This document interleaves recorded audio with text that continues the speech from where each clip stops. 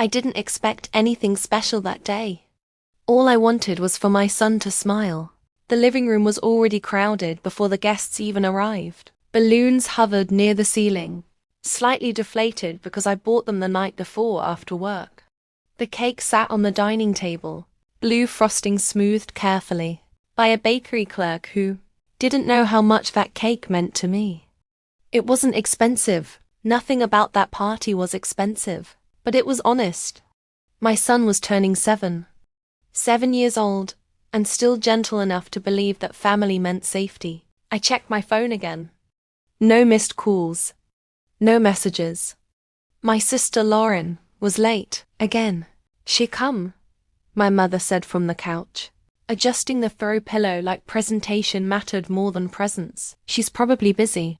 Busy had always been Lauren's excuse. Busy being loud. Busy being careless. Busy being cruel and calling it humor. When the door finally opened, laughter entered before she did. Lauren walked in holding a gift bag far too thin to contain anything meaningful, her smile already aimed at the audience behind her. My father followed, silent as usual, his wedding ring catching the light as he closed the door behind them. "Wow," Lauren said, scanning the decorations. "You really went all out, didn't you?" The way she said it made it sound like an insult. My son ran toward her anyway. "Aunt Lauren." She barely bent down. "Careful, buddy," she said, nudging him back. "You're gonna knock something over." The guests laughed lightly. I didn't. Presents began piling near the table. Simple things. Coloring books. A toy car. A puzzle he'd been talking about for weeks. I watched my son sit cross-legged on the carpet, eyes wide, hands shaking slightly with excitement. Lauren rolled her eyes. "Open mine last," she announced. "I want to see his face." That should have been my first warning. The party moved forward. Cake was cut. Photos were taken. My son blew out his candles, whispering a wish so quietly only he could hear it. Then it was time for gifts. He opened them carefully, slowly, thanking everyone after each one.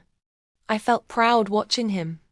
Proud that despite everything, he was kind. Then Lauren stood up. "All right," she said loudly, clapping once. "Let's make this interesting." She grabbed the first opened gift, the toy car, and dangled it between her fingers. "This? Seriously? You know these break in 5 minutes, right?" Before I could speak, she dropped it. It cracked. The room went quiet for half a second. Then someone laughed. "Oh, come on," Lauren said, laughing too. "It's a joke." She picked up another gift. The puzzle. Who even buys puzzles anymore?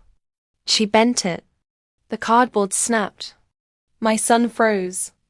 I stood up. "Lauren, stop." She ignored me.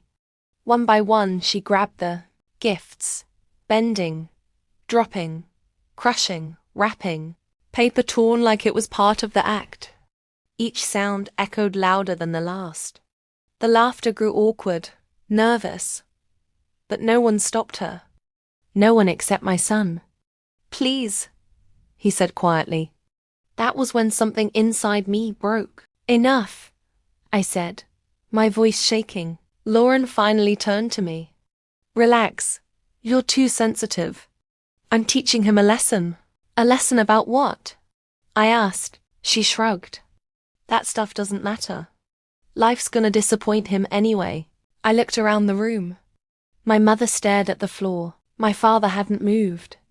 The guests avoided eye contact. My son's eyes filled with tears, but he didn't cry. He just sat there, small hands clenched into fists, trying to be brave in front of people who were supposed to protect him. Lauren laughed again. "See? He's fine." That was when my father stood up. Slowly, he walked toward the table, not looking at me, not looking at Lauren. He reached up and did something I had never seen him do before. He removed his wedding ring. The room fell silent. Every laugh died instantly. He placed the ring on the table next to the broken gifts. Then he looked at Lauren. And he spoke 4 words. My father's voice didn't rise. It didn't shake. It didn't need to. Get out. Right now. 4 words. Lauren blinked, confused at first, like she hadn't processed what had just happened. What? You heard me, my father said. You're done here. The room felt smaller suddenly. He didn't shout. That scared everyone more. You're seriously choosing her? Lauren laughed, pointing at me. Over family? My father didn't look at me. He looked at my son. No, he said calmly. And choosing a child who was just humiliated in his own home. My mother stood up. This is getting dramatic. No, my father cut in. What's dramatic is letting cruelty pretend to be humor for years. Lauren's smile faded. You can't be serious. I've been serious for a long time, he said. I just stayed quiet. He gestured toward the door. Leave. Silence. Then Lauren scoffed, grabbed her bag and muttered, unbelievable. As she walked out, she turned back once. Don't come crying to me when this blows up in your face. The door closed behind her. No one moved. My son finally looked up at me. Did I do something wrong? That was it. That was the moment my hand started shaking. I knelt in front of him, pulling him into my arms. No, I whispered. You did everything right. My father cleared his throat. Party's over, he said to the guests. Thank you for coming. No one argued. People left quietly, shame written on their faces. The living room emptied until only the 4 of us remained me. My son, my parents, and the mess Lauren had left behind. Broken toys. Torn wrapping paper. Crushed cake box. My mother finally spoke. You embarrassed her. My father turned slowly. She embarrassed herself. That night, after my son fell asleep clutching the one gift that survived, my father sat across from me at the kitchen table. I failed you, he said. I looked up, stunned. I watched her treat you like this for years, he continued. I told myself it wasn't my place. That staying neutral kept peace. He glanced toward the living room. That neutrality protects the bully, not the child. I didn't know what to say. Then he slid an envelope across the table. Inside were documents. House deeds. Trust papers. Legal letters already signed. I rewrote everything, he said. Tonight, my breath caught. What? That ring? He said quietly. I took it off because I was married to silence. And silence has cost us enough. My mother stood frozen in the doorway. From now on, he continued, my loyalty goes where respect lives. I didn't cry. Not then, because something else hit me harder. Relief. Weeks passed. Lauren didn't call. Instead, messages came through other people. She's furious. She says you turned Dad against her. She's telling everyone you're dramatic. I didn't respond. Then one afternoon my phone rang.